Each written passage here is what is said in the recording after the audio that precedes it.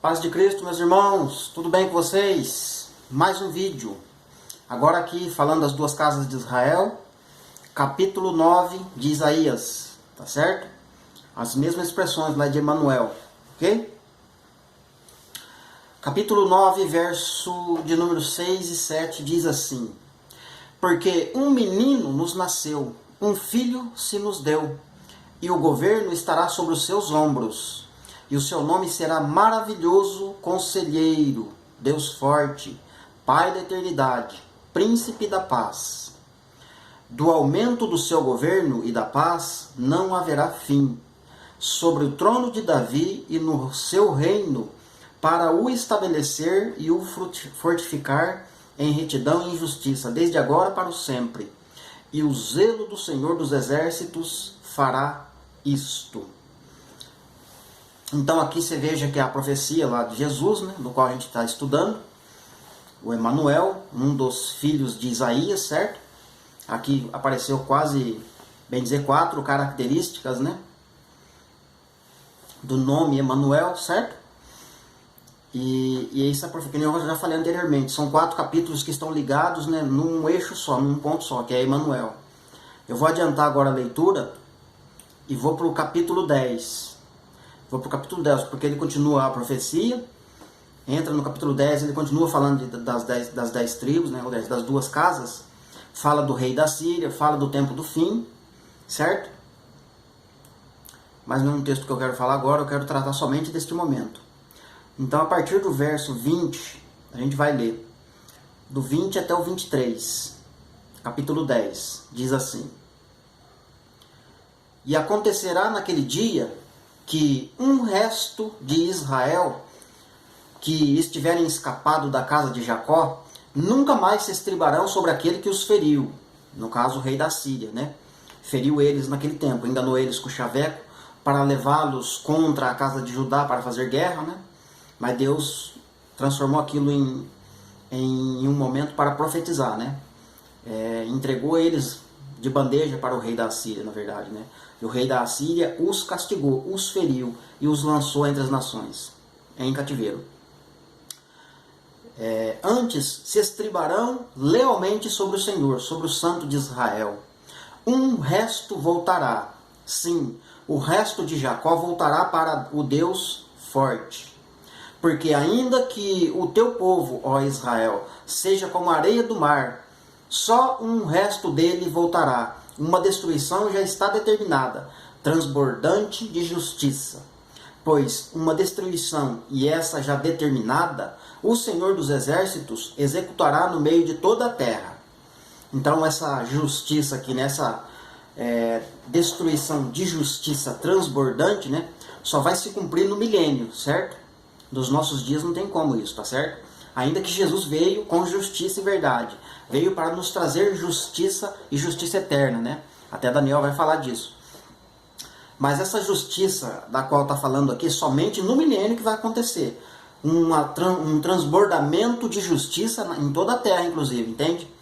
Um reinado de paz e de justiça, né? Isso é milênio, não tem como se cumprir nos nossos dias, né? Guerra acontecendo, como é que fala? Muitas coisas ruins estão acontecendo no mundo, muitas, não dá nem para descrever aqui, né? A lista é enorme. Então não dá para falar que é nesse tempo que está falando de uma justiça transbordante, certo? Fomos justificados nele, mas ainda não vivemos essa justiça que está profetizada aqui, ok? Estamos sendo preparados ainda, nós estamos sendo preparados. Mas agora o interessante é que Isaías está enfatizando algo aqui, ó. Um resto voltará e se converterá ao Deus forte. Se converterá ao Emanuel. Então, nesse período deles, não tem como as 12 tribos de Israel se converterem ao Deus forte. Ainda que Deus, o Deus Todo-Poderoso, ele é um Deus forte? É. Mas esse Deus forte que está profetizando, né, que está falando aqui é de Jesus. Jesus Cristo, Messias, né? Então, naquele tempo, não tem como eles se converterem ao Deus forte, certo? Somente quando esse Deus forte se manifestasse em carne e em verdade na terra, esse um resto de Israel se converteriam a ele, né? E foi o que aconteceu, certo? Eu já tenho outros vídeos que eu falei em outras partes, né? Em outros momentos, né? O apóstolo Paulo falando lá, por exemplo, em Atos 26, versículo de número 7, né? Nossas 12 tribos estão servindo a Deus fervorosamente, né? Então, Tiago 1:1 vai falar, né? Eu quero endereçar essa carta às 12 tribos de Israel. Pedro, então, tem vários vídeos falando sobre isso aí, né? Então, isso está nos apóstolos, né? Está na boca dos apóstolos e eles estão falando disso, certo? Se cumpriu, né? Essa profecia se cumpriu, não na plenitude, porque ainda falta a parte da justiça transbordante se cumprir para eles e para nós, certo?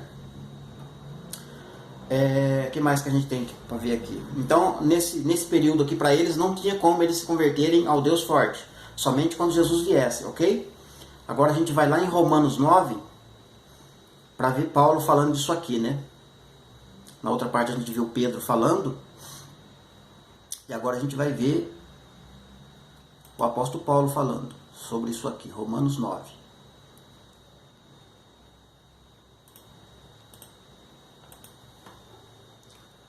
Só um momentinho aí, Romanos 9, a partir do 21. Do 24, melhor. Os quais somos nós, a quem também chamou, não somente os judeus, mas também dentre os judeus. Aqui ele já falou das duas casas. Dentre os judeus, ou seja, da casa de Judá, mas também dentre os gentios, né? 10 tribos que foram espalhadas, se misturaram entre as nações, se tornaram homens que não, como se diz, né, não faz parte de aliança alguma com Deus, né, no caso, certo? Nesse período. Mas quando Jesus chegasse, ele, né, restauraria, ele alcançaria eles, certo? Através do Espírito Santo. 25. Como diz também em Oséias, chamarei meu povo ao que não era meu povo. Lembra lá do meu povo, Efraim?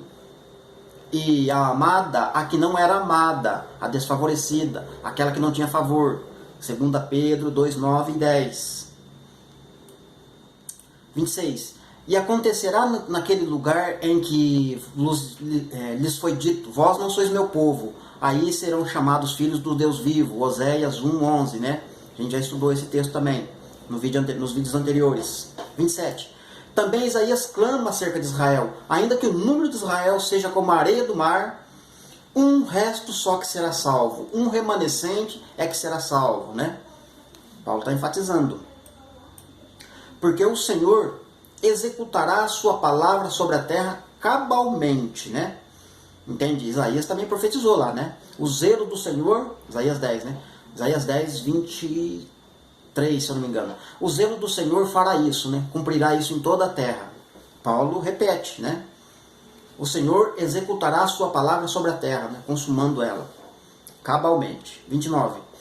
E como antes já dissera Isaías, se o Senhor dos Exércitos não se nos tivesse deixado descendência, teríamos nos tornado como Sodoma e seríamos semelhante a Gomorra, né? Ou seja, se o Senhor Deus não tivesse feito aquele ato, né, naquele momento em que as 12 tribos de Israel estavam separadas, estavam num brigueiro só entre elas, né? Pecando, adulterando, né? Negando Deus, né? Enfim, todo tipo de pecado eles estavam cometendo. Deus, né, fez esse trabalho, né, enviou o Emanuel, que é o Messias, né, para salvar eles, né, para mudar essa situação. E ainda deixou como uma profecia, né, entre os 3 filhos de Osés e entre os 3 filhos de Isaías, né, mas tudo no ombro de Emanuel, certo? O governo estará sobre os seus ombros, né? Que governo? Todo o governo, toda a obra, né, todo o trabalho. Então foi jogado sobre os ombros de Emanuel. Então ele, através desse ato de bondade de Deus, né, ato de amor, de misericórdia, deixou uma semente, né, como um remanescente de Israel, para que Israel, 12 tribos, fosse restaurados, né, levantados do pó da terra, né, assim como está em Oséias 6, e também para que os gentios, que somos nós, fôssemos alcançados, né. Então, a misericórdia de Deus, se Ele não nos tivesse deixado descendência, nós já era, assim como Isaías já disse, Jeremias também fala, Paulo está repetindo aqui, eu com certeza mais ainda, né? Se Deus não tivesse deixado descendência, coitadinho de mim, coitadinho de nós. Amém?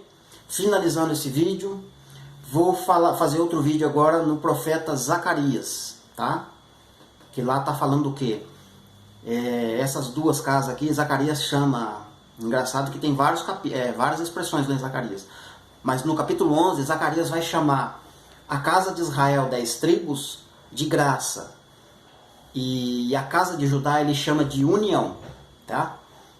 Então eu vou fazer um vídeo lá no capítulo 11, no próximo vídeo agora, capítulo 11 de Zacarias, e a gente vai trabalhar essas duas expressões lá. Vocês vão ver que é o mesmo tempo, é o mesmo período, mas Deus está mostrando de um outro ângulo o que ele estava fazendo, né? Neste momento, para profetizar para o nosso futuro, ok? Deus abençoe vocês e até a próxima parte, até o próximo vídeo em nome de Jesus.